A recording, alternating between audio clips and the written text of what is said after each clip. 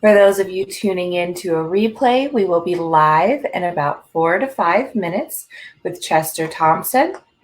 And for those of you online now, that will be 12 p.m. Eastern Standard.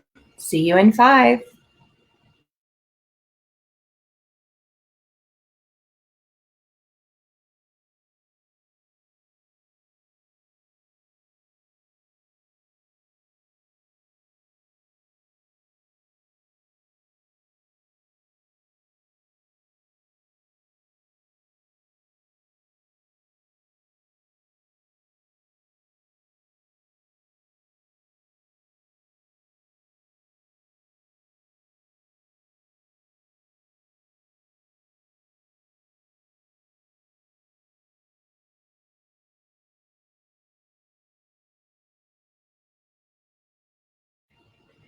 For those of you tuning in, we will be live at 12 p.m. If you'd like to stick around, we would love to have you. We'll be chatting with Chester Thompson.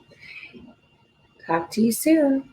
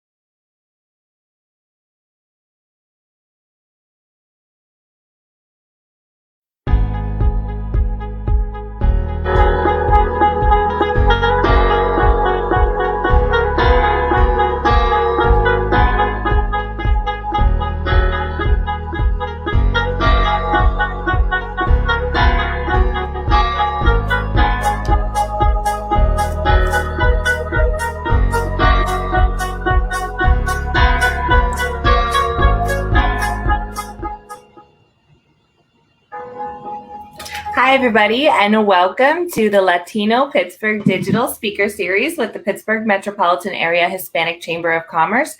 Today, we are here with Chester Thompson. We are very happy to have him. He has been involved with the Chamber for some time. He is the Associate Dean of the School of Business, Arts, Sciences, and Technology at the Community College of Beaver County. Welcome, Chet. Hola, thank you, Melanie. How are you? I'm so good. How are you this holiday week? I'm doing well. I'm, excited like most people, planning for Thanksgiving, and I've got my big bird It's already in the fridge. I'm ready to take it out and maybe in the next day and just get ready for a great festival, and relax with my family. So that's But kind of like where I'm at. that's a good call because I haven't taken mine out yet. So I will join you in that. But I want to dive right in. I would love for you if you could share a little bit about, where you come from, where your family's from, and what your Latino connection is. Sure. Absolutely. So I was born in Puerto Limon, Costa Rica, which is on the Caribbean side of the country. Many of the people of African descent migrated from the various West Indies, Caribbean, namely Jamaica, settled along the eastern seaboard side. And at the age of 6, my mother had sent for me. She left to sort of seek a better life in the United States, where she settled in the Bronx, New York. And then my grandparents, they raised me up until I was 6. And then my mom, she basically, had me join her in New York City. So that's sort of a little bit of my background. So it's a combination of, the Caribbean persuasion, as well as the Latino Hispanic persuasion. So the food that we eat, the music we listen to, some of our culture is rooted in the Hispanic culture, while at the same time it's equally rooted in Caribbean culture. And that's what makes it so beautiful and so lively. Mm-hmm. Well, so what was that like, the transition, going to New York? Was it a big difference for you? Oh my God. Yeah. I think the biggest difference was, here you are in Lemon, which is, small port town, very modest way of life. You see a lot of tall buildings and fast cars. Quite frankly, a lot of small, humble cottages, residential homes. Lived near the ocean, which was great. Um, get to New York City, I flew in on, back then it was Eastern Airlines. We flew into John F. Kennedy Airport, and my aunt, Aldit, who's now, she's been gone for a number of years. She, escorted my younger cousin Sharon and I. And we were just little, 6 and 4 years old, and met up with us at John F. Kennedy Airport, and then we trekked over to the home I grew up in the Bronx, Andrews Avenue, uh, between Andrews and Tremont and Burnside Avenue. And it was different. A lot of cars, fast pace, noise. It was exciting, but it was also equally like this was all foreign to me. And so for me, it was just an adjustment from day one. And man, I look back and I say to myself, and I'm sure some of you in the audience, you think back to when you were a kid and you're like, man, where did the time go? And then sometimes I wish I could just bring that moment back and really, when you think about what's happening now with the pandemic, and we live in this world where it's just so crazy and there's all these uncertainties. That was a time for me where, although it was uncertain, there was the love, there was family, embracing you, welcoming you to this new world, this new life, and all that it had to offer, and especially, the Bronx, New York City. So that was it was like a tale of two cities, but I cherished them both equally, if that makes sense. Absolutely. What about from like a cultural perspective? Of course, New York is a very diverse place, much more so than Pittsburgh, as we know. But was there a culture shift for you, and did you feel, at home and like you fit in as soon as you arrived, or how did that go? Yeah, there was an adjustment, but it wasn't that much of an adjustment, other than just this new home, and everyone was obviously new and strange to me, and at the onset. But there was the love, there was the home. The culture was maintained within my home, within the house that I grew up in the Bronx, and it was similar to that of the culture I had experienced back home in Lamont. However, when you walk outside, the culture shift began, of course, because you know how we all learn as kids, there's this melting pot, and there's no greater melting pot than New York City, where you have sort of this multitude of different cultures, people from all over the world coming together, all in one big city. They all maintain their identity while at the same time they contribute equally to the culture of the United States, if you will.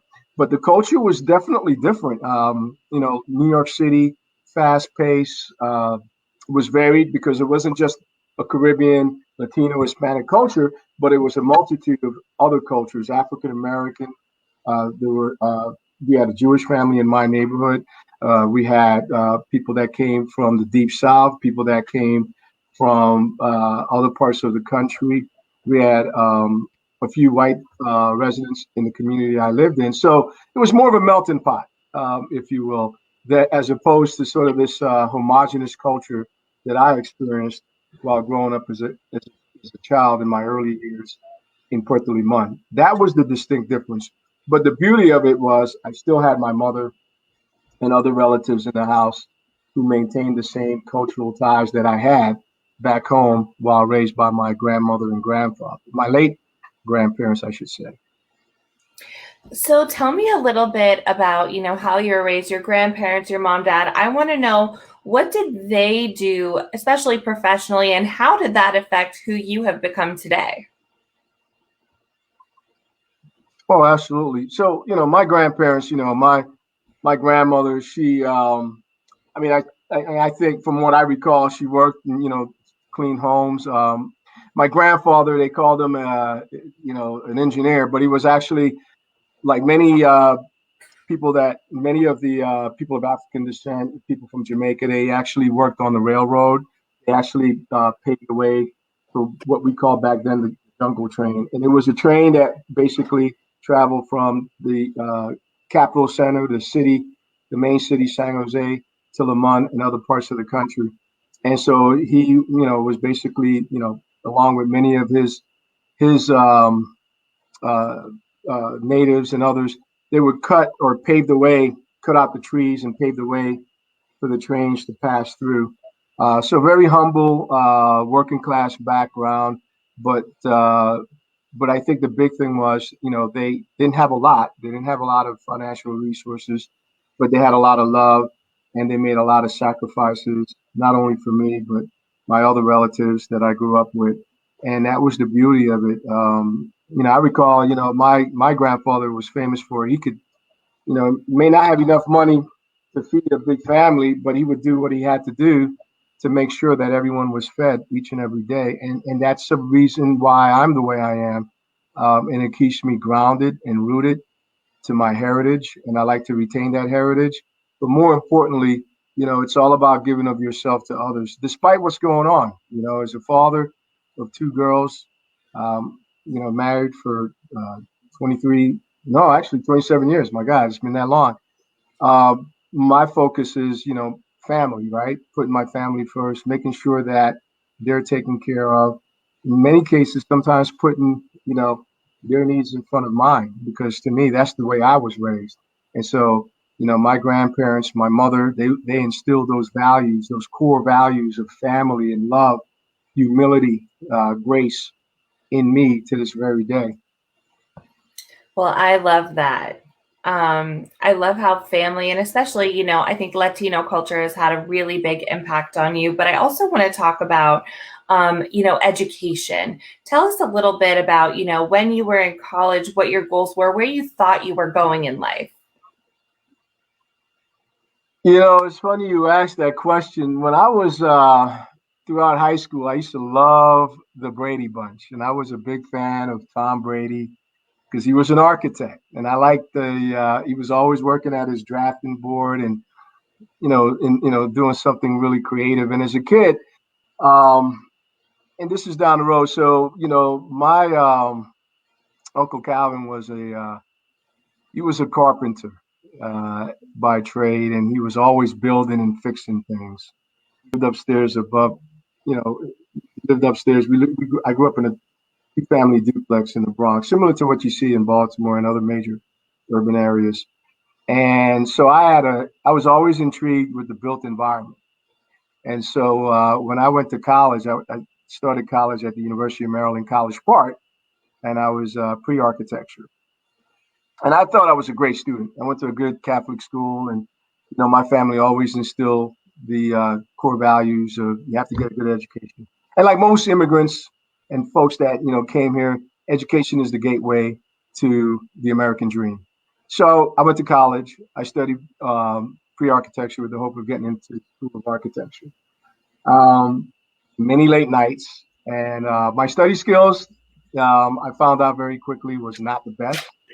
And I soon realized that what, I'm not doing as good as I wanted to.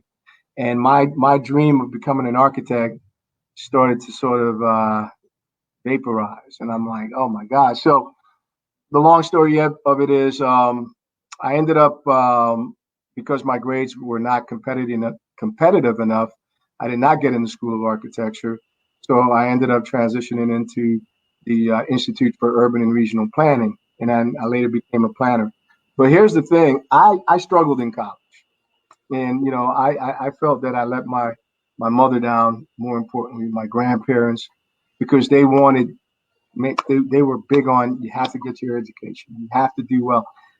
As a Black man, as a Latino, as a Caribbean, it doesn't matter. In America, you need a good, solid education. So for me, I failed, and I was failing miserably. But rather than wallowing in my sorrows, I went back home to the Bronx, and I didn't know what I was going to do. This was the end of my sophomore year in college. My grade point Chet, average was not that. It was embarrassingly low. I want to back you up a little bit. So we have a lot of students who tune into this. And I think that a lot of them go through a really tough time. They have changes in their lives, their grades and things. Would you like to share with us a little bit about what exactly that struggle was in school and how you started to turn things around when you... Oh, yeah. Mm-hmm. The struggle for me was real, and I relate to a lot of students as an associate dean at CCBC, and even in my past work at Robert Morris University, assistant VP for underrepresented minority students. Time management skills. My time management skills, I didn't even know what it meant. The day would come and it would go, and I was not organized. I didn't have a strategy. I did not have a plan of action in terms of what I was going to do each and every single day. I just kind of let the day come, and it went by, and I found myself literally, I did not accomplish anything. So my study skills, in addition to my time management skills, was lacking. So the combination of the two, that's an inferno ready to happen. So I understand why so many young men and women struggle in college. And here's the thing about college, unlike high school or even grad school, college is the most challenging period for any adult learner, young adult, older adult, it doesn't matter. Why? Because you're taking a multitude of different subject matters, humanities, liberal arts, the sciences. And sometimes young people think they know what they want to do when they grow up, and they get all this peer pressure from their family and their friends. They got to do this, they got to do that.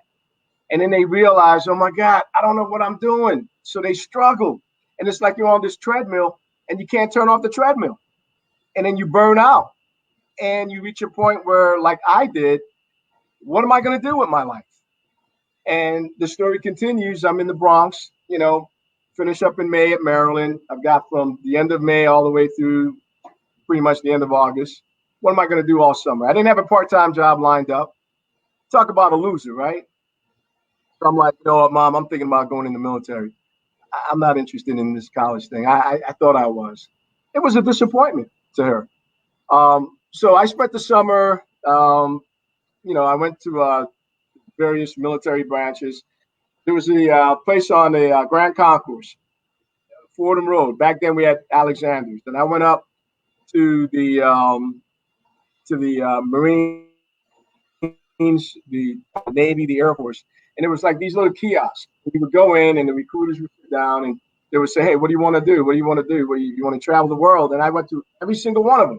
I didn't want to look like Colonel Nelson from I Dream of Jeannie. That's the Air Force guy. I didn't want to look like Popeye the Sailor Man. That's the Navy, right? I was never really sure about the Coast Guard. In the Army, I love playing with G.I. Joe dolls, but I'm like, eh. But the Marines, it was something about the Marine Corps that appealed to me. Maybe it was the dress blues. I love the dress blues. I love the whole marching and the cadence, just the bravado of a young man in the military and things like that. So I signed up for the Marine Corps. Lord only knows what the hell I was thinking. I was like, I literally signed on the dotted line. So back then they had what they call an 84K or 84-day reserve program. It allows you to stay in college. So I go back to Maryland, finish my junior year. The end of my junior year, again, a year later, this time it's in May, the Marine Corps, two senior Marines, they pulled up to my house. My mom was getting ready to go to work, and I had a small bag over my back. She's like, "Where are you going?" My aunt Inez and my mom, and I said, "Mom, I'm going in the Marine Corps. I could use the money, and I could, it'll get me on the right track. But I'm going to still stay in school." So that was a compromise for me, right? So I go, Paris Island, summer of '85, thinking, "What the hell did I do to myself?" You know, and it was rigorous, the training. But I got to tell you, the drill instructors, Gunnery Sergeant Beretti, Sergeant Ford, Sergeant, they drilled in me like they did everyone else. And I couldn't stand these guys. When I was going through it, I thought they were like just three demons on planet Earth. And I wanted nothing to do with these guys. They were mean. They were always in your face. They were always grilling you about every little thing. And you're like, leave me alone. And so at the end, on the parade deck, after the graduation was over, Sergeant Ford and Sergeant Davis, I reached out to them. I said, Sergeant Ford, Sergeant Davis, I got to ask you this one question. Why were you guys grilling me, man? What's up with that? Why were you picking on me?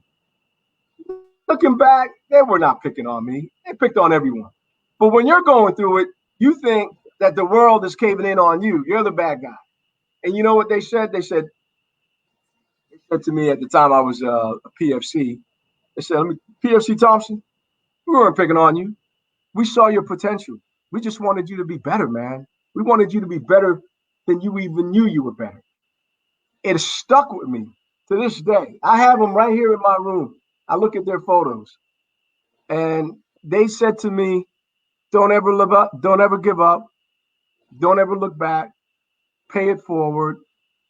And they instilled in me the tenacity or grit, no matter how bad things get. And it's going to get hard. That's how life is designed. It's not designed for it to be easy. If it were easy, then anyone can do it.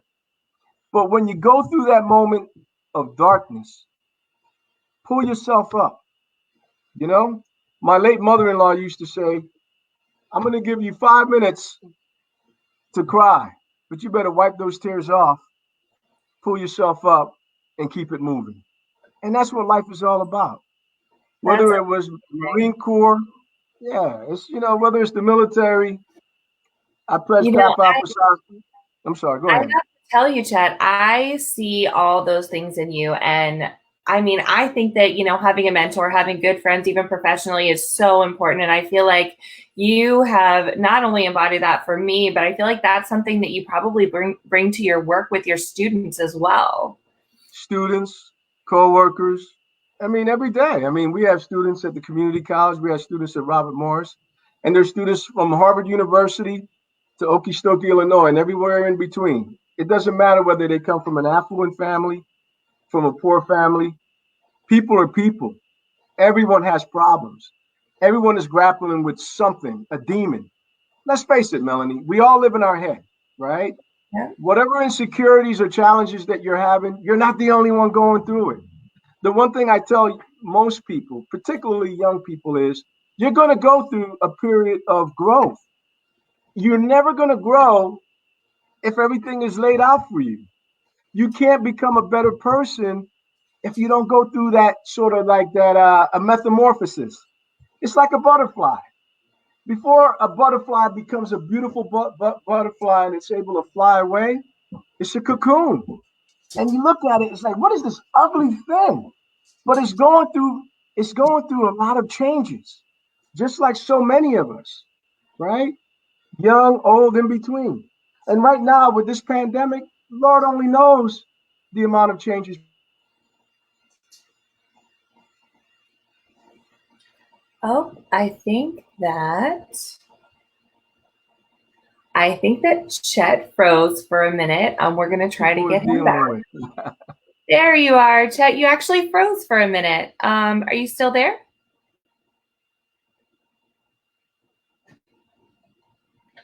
He is freezing up. Sorry about the Yeah. technical So, difficulty. Chet, you want to try talking again? but as I was saying, no matter how bad things get, stay in there, stay the course. You'll feel better about yourself, and it'll make you a better person.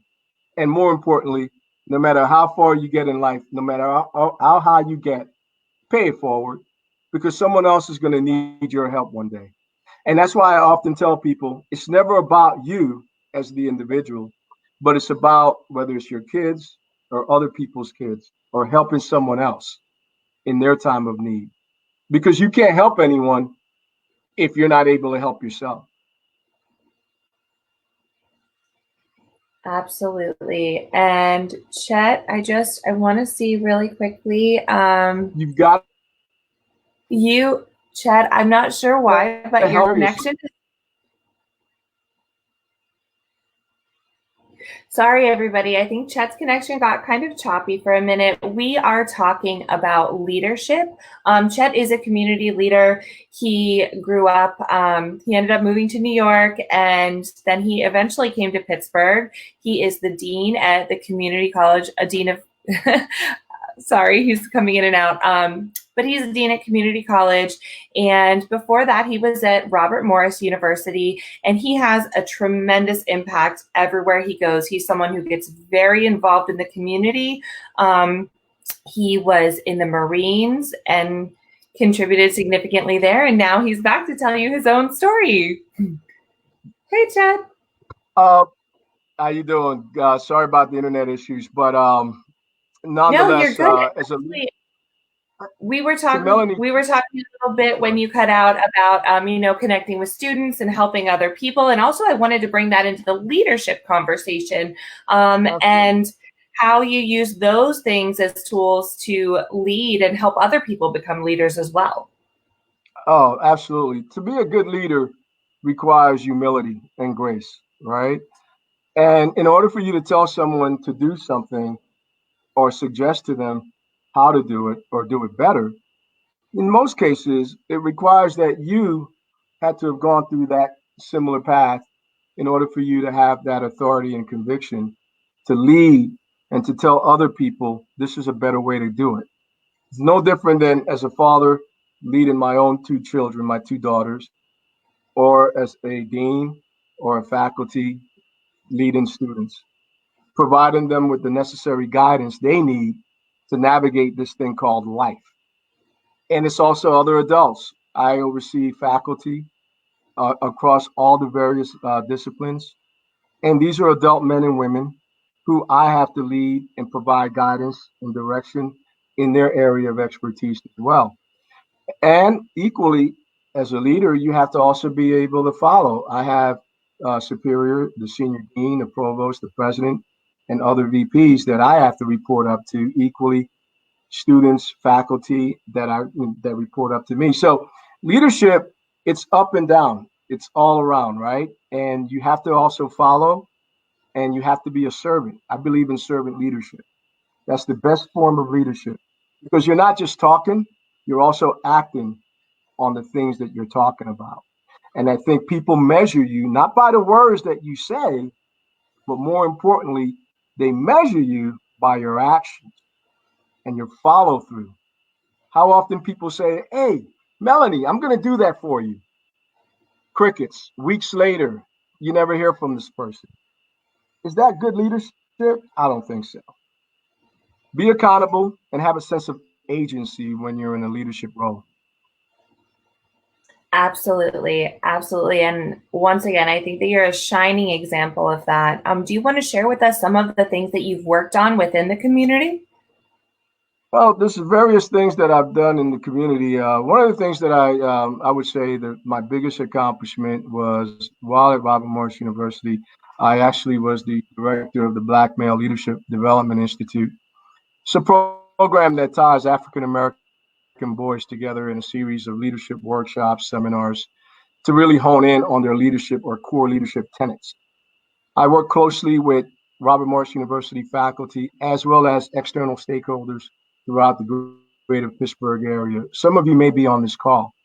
I say that to say it takes a village to truly empower or embolden young minds, young people. And we're talking about a vulnerable population, African American boys, particularly in an era where African American boys and men are constantly challenged, whether they're racially profiled, in many cases, sometimes killed by the hands of police officers.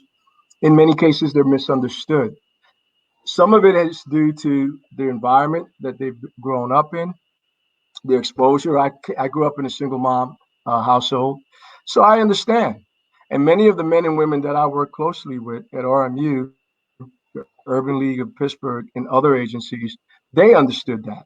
So for me, it was a huge reward. But more importantly, when we looked at the data, the outcome data, over the last 6 years, we showed a substantial increase in the number of these young high school age men who graduated from the program and went on to four-year colleges and universities. They went on to the job market. And, they're gainfully employed. Some of these young men have moved on. They've gone off into the military. I keep in touch with several of them on Facebook, as well as Twitter and other areas, and they're all doing well. Some young men are now, even in some cases getting married. For me, that's a source of pride because we talk a lot to them and we throw a lot at them. But there's one thing that I realized that they did a lot of. They observed not just my actions, but the other individuals who taught them all these great things. Because in the end, if we said something that was contrary to our actions, young people will call your bluff a lot quicker than an adult, very quickly. That's true. They hold you accountable. And there were times that I had to grow because sometimes they would say, Dr. Chet, but no. And I'm like, you know what? It's a good point. And that's what it's all about. So leadership is sometimes taking a humble seat when a young person or an older person comes back at you and challenges you because you don't know everything. We're not gods. We're just people. But the key is listen, probe, understand, relate. If you can do those things, that is the essence of leadership. That is the essence of being a good steward. And that's the essence of, what owning whatever it is you're doing in this life. I think you bring up a very good point that, to be a good leader, you have to be willing to learn and to grow yourself. I think that that's a tremendous statement that most people don't think of. And like you said, being a servant leader, those all kind of come together with how I see your whole experience up to this point has been. And I want to touch, though, a little bit on the diversity piece of it. What do you think is the importance of diversity and inclusion work, especially in our education system today? Absolutely. Think about it. If you have, and sometimes we get caught up, diversity is not just ethnicity, diversity of thought. If everyone thinks like an engineer and acts like an engineer, and then you have a committee of 6 people and they're all engineers, what do you think the outcome of that group's decision is going to be? The same. It's not going to take into account an artist's perspective. It may not take into account a humanist perspective. It may not take into account someone that may be a little bit more progressive or perhaps even more conservative. Diversity allows us, and I like to think of diversity as not a melting pot, but think of it as a tossed salad. If you're like me, I love my salad to be colorful. I like rich red tomatoes, green cucumbers, white onion, in some cases red onions, right? All of those things is colorful and it adds an array of flavor and it enhances the appearance, the appeal, and the outcome right, of that meal, of that tasty meal. If it was just green lettuce and I gave you a plate with just green lettuce, it's not very diverse, is it? Would you really like that lettuce? Maybe. No. Some people would probably say, yeah, I like it. I'm hungry. But diversity encompasses everyone's unique perspective. Everyone's everyone is looking at a problem from their set of lens, from their personal lens. And when you have a diverse audience that provides that, then it gives it more, in my humble opinion, it gives it a broad reaching authority. It makes it that much more appealing for everyone. Moreover, diversity is one thing, inclusion is another, because with diversity, that's great. You've asked me to come to work for your company, so have you invited me to the boardroom to help frame the decision that's going to help move this company forward? So I think of diversity as the step in the right direction. Then we go to inclusion, where now we're inclusive. We're going to invite you to be a part of the decision of this organization. Equity, everyone is on the same page. It's equally distributed. But diversity is the key. Diversity is that cornerstone. It's the first part of making sure that you have a very diverse audience of people, which they will then bring their unique perspective, right? Equally. And the inclusion part is they're allowed to dance on the dance floor as opposed to just watching everyone else have a good time. That's my perspective. I love that. Well, I also think that it comes in the planning stage, right? It's also like planning the dance and having a say in how things go and really starting at the root of it, not just participating. Think of a wedding. Melanie, you got married. When you were planning your wedding, I'm sure mom was there. Or think about, I know my wife, when she planned her wedding, mom, sister. Imagine not inviting Aunt Sue or whoever. Somebody's going to get upset because they want to be a part of this joyous affair. Something as simple as planning your Thanksgiving turkey meal.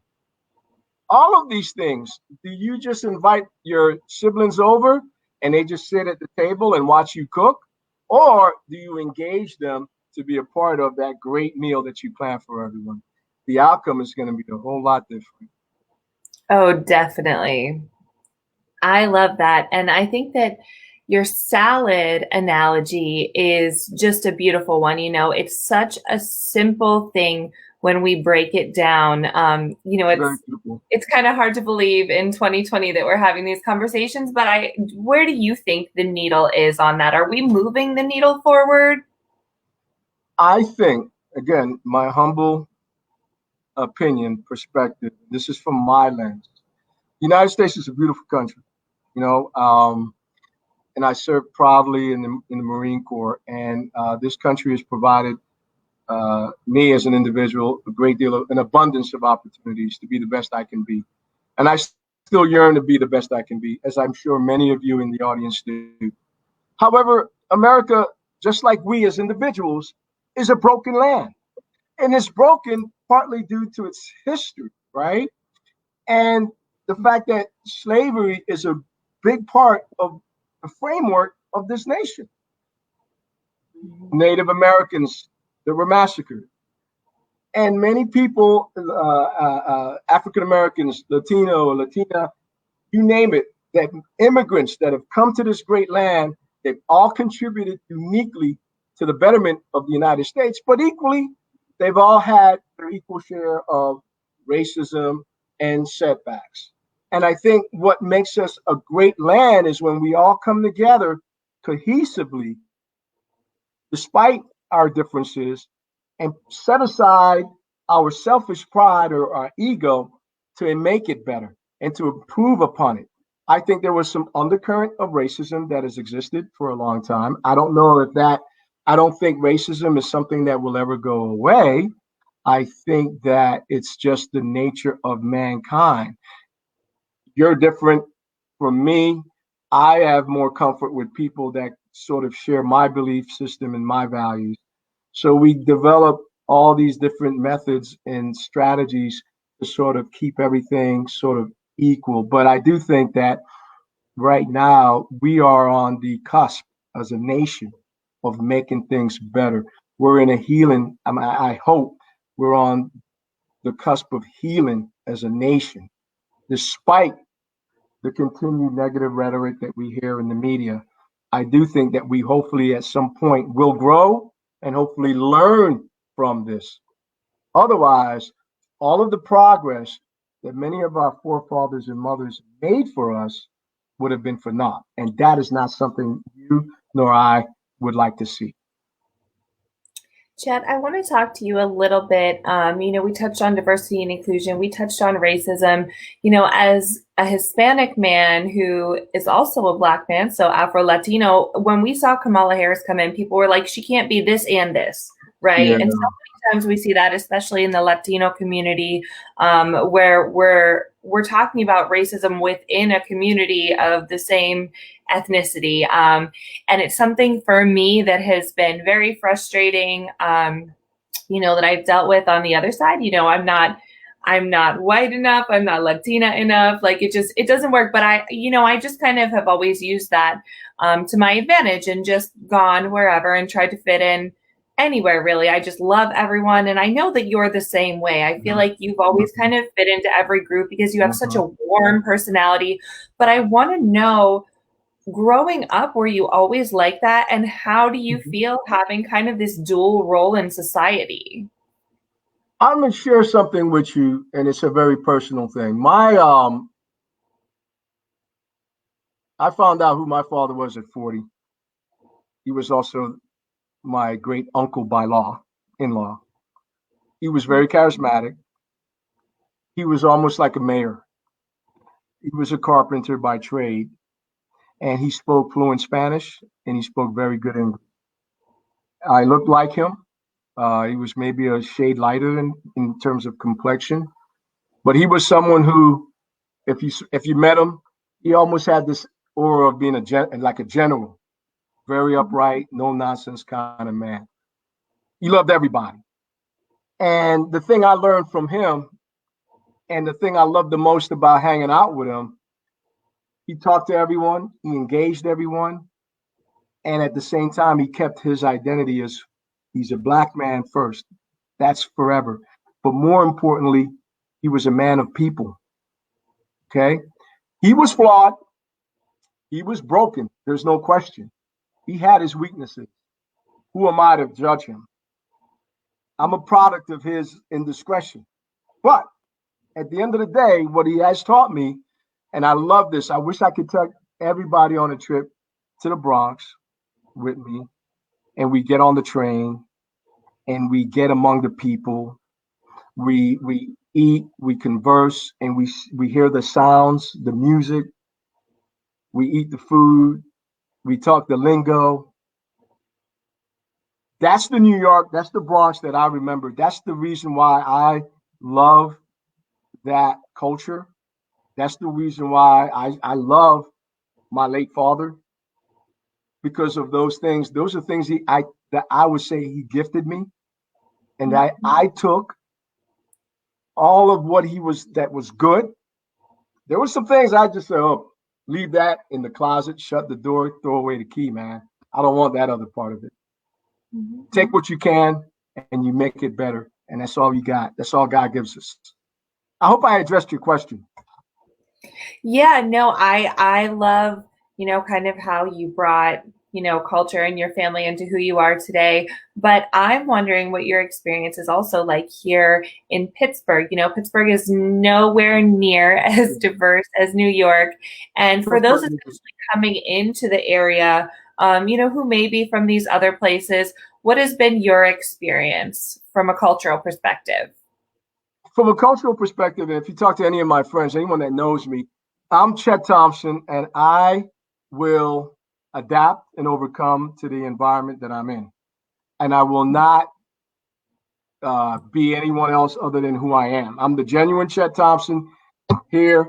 And by the way, I live in Beaver County, which is about 35 minutes northwest of Allegheny County, city of Pittsburgh.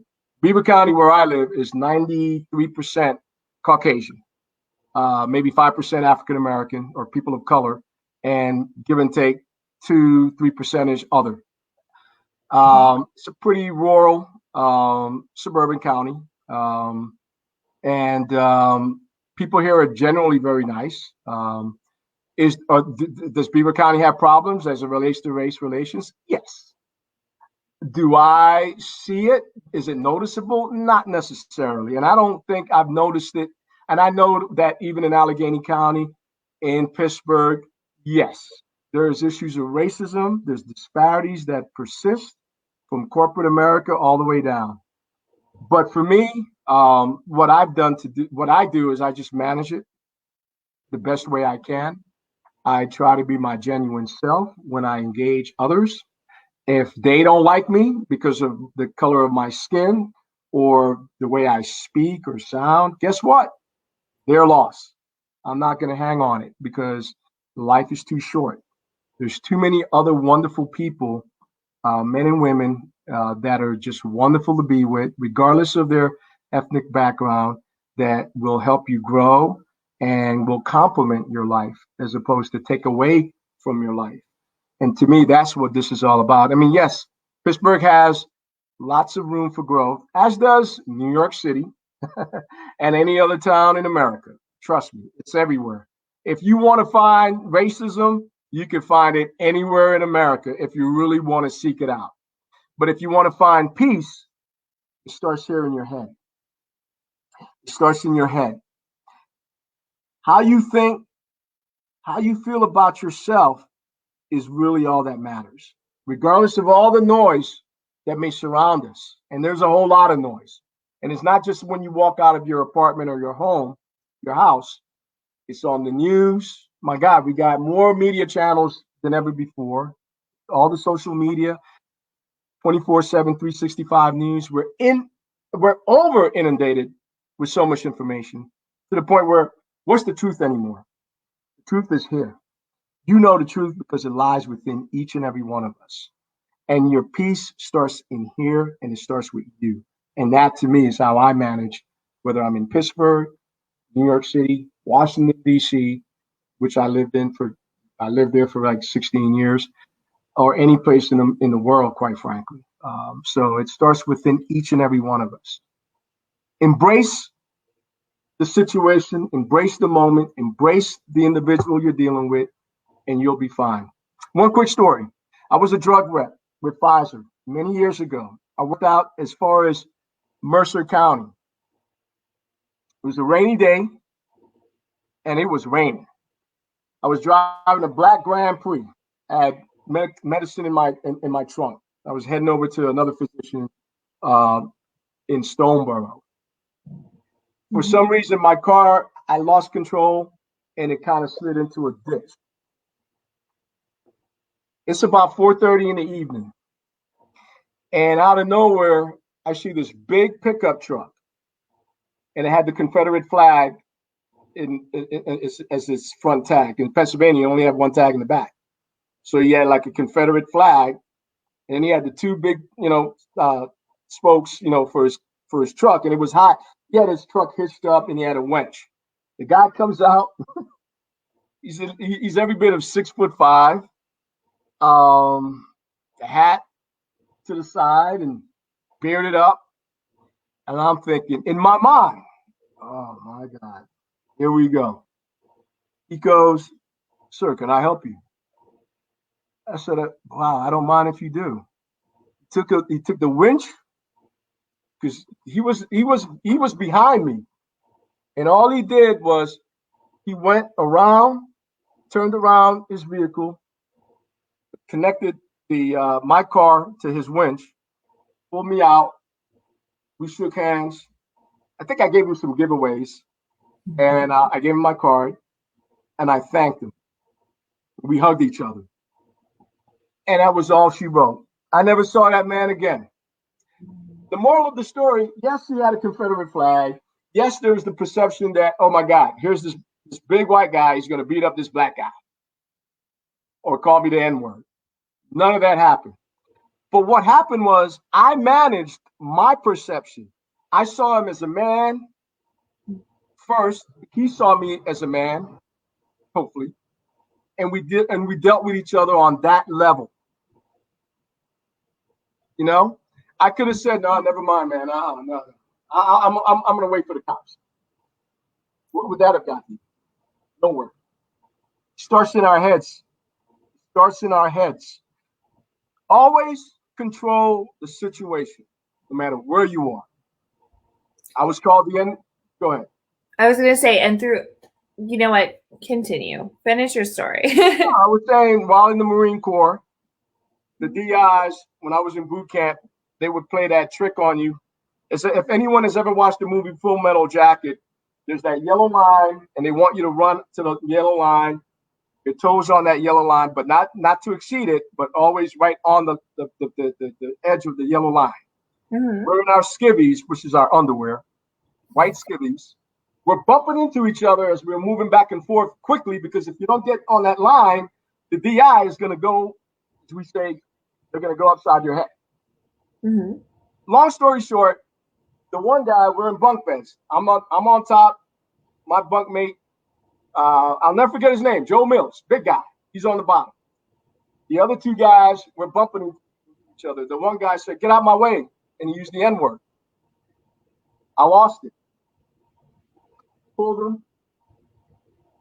I punched him. He punched me. This is late at night. The guy comes out.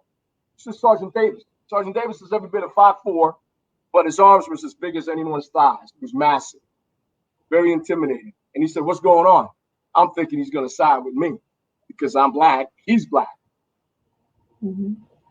And he goes, "You know what? You guys want to fight? We're going to go outside."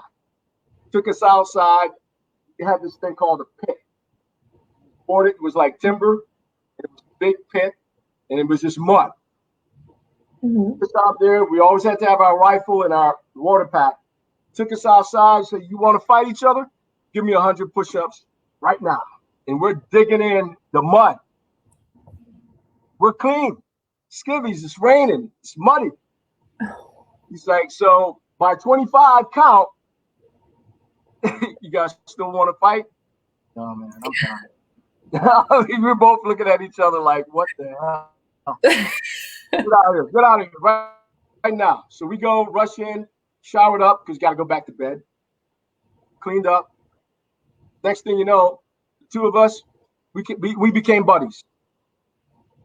I could have said, "You know what, I can't stand that guy."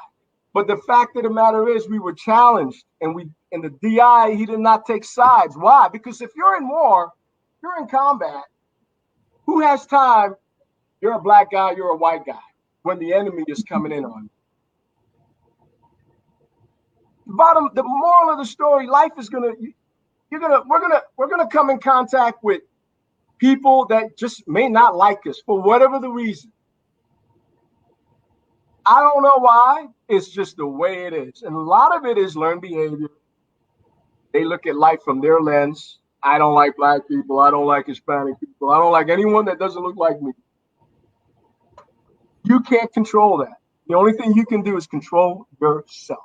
So my story goes full circle. It goes with engaging others to managing crisis, problems, getting to, through, and beyond. That's what this life is really all about. And at the end of the day, hopefully you'll have a great story that you can share with someone else that may give them some degree of inspiration. Absolutely. I love that. Getting to, through, and beyond, was it that you said? To, through, and beyond. Because that's what life is all about. If you start something, finish it. Mm-hmm. Start something, finish it. Because if you start it and you didn't finish, it's like you never started. Yep. And that's leadership. Because you can't tell somebody to do something if you've never done it yourself. How can you? You can't coach a hockey. You can't coach a team. You can't lead men in battle if you've never been in battle. You can't. You got to relate. You got to be a part of it. You got to understand what's going through people's heads. And there's a lot. And I'm still learning, Melanie. I'm still growing. It's a lot of growing pains, and it takes a lot of reflection, right? Sometimes you got to sit back and think about it. You're just going, you're doing, you're checking the box, you're trying to, whatever you're doing, your job. But sometimes you overlook the people. At the end of the day, you need people to do the things that needs to get done. People are the most important asset to anything that we do in life. That will never go away. I don't care how how advanced we become. It always comes down to people. Put people first. Put people first. That's how I live my life. You know? So I see all of these things that have come from all these different parts of your life. And in the education stuff that you're doing today, I'm wondering, what are the biggest standout issues of all of these things that we've talked about and you've experienced in your life? What are students struggling with today, and how do you get them through that? Wow. Well, we can go even further today, particularly during this COVID-19 pandemic, and even before that. Students are still struggling with, just time management, study skills, staying the course, the tenacity, the grit, things like that. Students are struggling with family issues. Some students are independent students. Students are struggling with financial issues, health disparities. There's so many things that students are dealing with. And imagine they were dealing with it pre-COVID. Now you have this thing called the COVID-19 pandemic, which is it's made their struggle, it's like putting their struggle and everything that they're dealing with on steroids. It's even worse. So it's heightened the dilemma that many students are dealing with already. So you have to be hypersensitive and aware of all of these struggles that students are dealing with, regardless of their age group. So particularly at a community college, we're dealing with a very diverse student population. Traditional students that come straight out of high school to returning students that could be, mid-career. I want to go back. I always wanted to be a nurse. I always wanted to go into engineering or science. They're like in their late 20s or 30s. They have a family. They're returning back to school. You may have veterans that are, coming out of the military. They're trying to get back in school. I've had students in my class that are my age, if not older. So there's so many different issues that these students are dealing with at different seasons in their life. And regardless, they're all problems. And the one consistent thing they're all dealing with is, I've got to get through this class. I've had students tell me, Dr. Chet, I don't even know how to use, I don't know how to use Word or some of these applications. I said, man, write it down on paper. We can always worry about putting it in the computer later. The end result is the same, right? You may have a young mother with a child or whatever, and she's dealing with, do I pay for this tuition bill, or do I just, let it go? Do I let my dream go? But I have a child I have to take. There's so many different things. And despite or through it all, you manage it, and it's a step-by-step process. And you try to guide students and tell them, this is how I see it. Why did you come? What made you decide to come back to school? However long it's going to take, finish whatever you started, because you only have one life to live, and you owe that to yourself, right? Don't let this distraction, which in some cases can be temporary or in some cases long-term, but you owe it to yourself to complete the mission. That's really it in a nutshell. Because at the end of the day, you only live with you, right? So these are things that students are struggling with, but these are some of the things that we do to help students get through. So I work closely with counselors. We have support services, colleagues.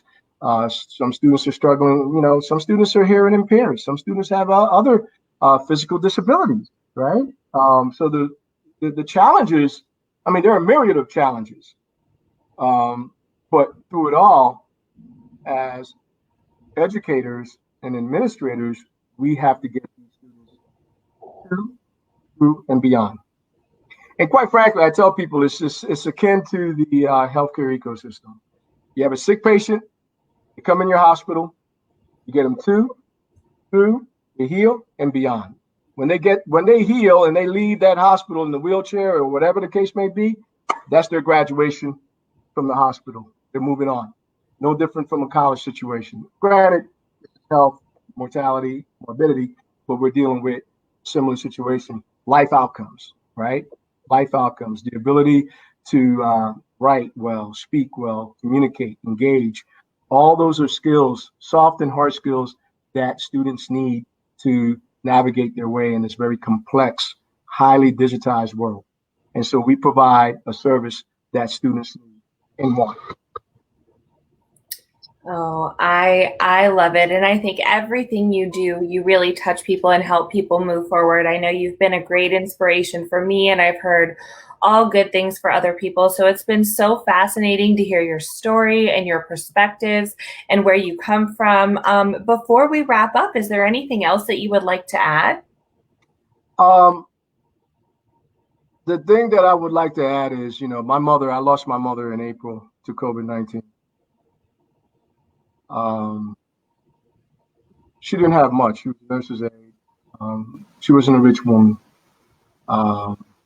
As I mentioned, my late father was also my uncle by law. Despite my family background, despite however things shaped up, these are two individuals that basically brought me in this world. And they did what they could, and they gave me what they could. And all I can do is give back to the world and continue where perhaps they left off, right? So I say that to say, I miss them. I reflect on my past. I don't stay there too long because it can get depressing. But they gave me a lot, and I owe them that, as I owe my own children, as well as you, Melanie, and anyone that I come in contact with. So I say this to close. My parents, they live in me. Good, bad, the ugly. They're human. And I love them, all that they've done for me. And I will continue to do the best I can for everyone that I come in contact with in this life that the good Lord has given me. I had to stay off screen for a minute because you had me in tears over here, Chet. You are such an inspiration, and the way that you are able to look at the positive in every situation and address things, in their boxes and individually, and make light of every situation is something that myself and I know a lot of us on here strive to do every day. I want to, while you're still on here, I want to say that anyone who's tuning in for the first time, the purpose of this and why we have these conversations is because, Chet has been tremendous in the community. He is a leader. And I know a lot of people, when we look at leaders, we see where they are now. We don't see where they came from, the struggles that they went through. And a lot of people tuning in, especially students, young professionals, young families. I mean, and not to say everyone has their struggles. And a lot of times people feel alone, or like they could never reach the point that, this person you're looking at has. And I think it's just so important to talk about our backstories, talk about our hurdles, how we've got through them, and how we want to continue to help others. And I thought that you were so perfect for this series, Chet, because I think you live life in the same way that exactly we're looking at things on this series. So I want to thank you again for being here. And if people want to connect with you, I did share your LinkedIn in the comments. Are there any other websites or anything that you would like to refer anyone to? Actually, honestly, if you're a student, you're thinking about, going back to college, you want to be a pilot, we're one of the few community colleges that have a aviation science program, and there's two components. There's power management for aviation administration, and there's also the pilot license. So there's a lot of opportunities there. We have a great School of Nursing, and we have an array of programs offered in the School of Business, Arts, Science and Technology, from biology and the sciences, engineering, robotics, information systems, computer information systems, to the arts and humanities. So, we cover the gamut. I say that to say that you own your life. No one else does. And only you can decide what's going to be best for you.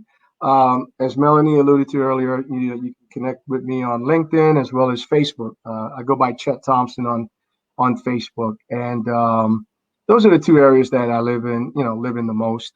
So I really am grateful to Melanie and the Pittsburgh Metropolitan Area Chamber of Commerce for providing this venue, this opportunity for me to share, my background and my lens in terms of leadership, and more importantly, whatever I can do to contribute to the community at large and to really help towards the betterment of our fellow brothers and sisters. That's at the end of the day, that's what this life is all about, And I'm very grateful to you and your colleagues and the board for providing this opportunity. And I look forward to future collaborations and so forth. So thank you so much. Thank you very much. And lastly, and most importantly, guys, have a great, a peaceful, restful, happy Thanksgiving break, and enjoy that turkey or whatever you're going to eat.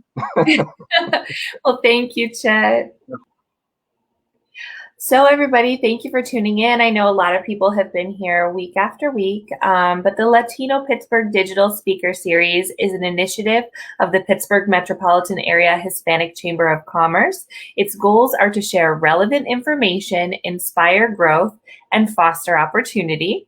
Speakers include community leaders and members, as well as other individuals who have a positive impact not only on the Hispanic community, but the Pittsburgh region at large. So thank you guys for tuning in today. We are going to be taking a little bit of a break for the holidays. The calendar is going to be a little inconsistent. In January, we will start up again doing this every Tuesday from 12 to 1. If you would like to become a speaker, please don't hesitate to reach out to chamber@pmahcc.org and visit our website anytime at www.pmahcc.org. Thanks, and we'll see you soon.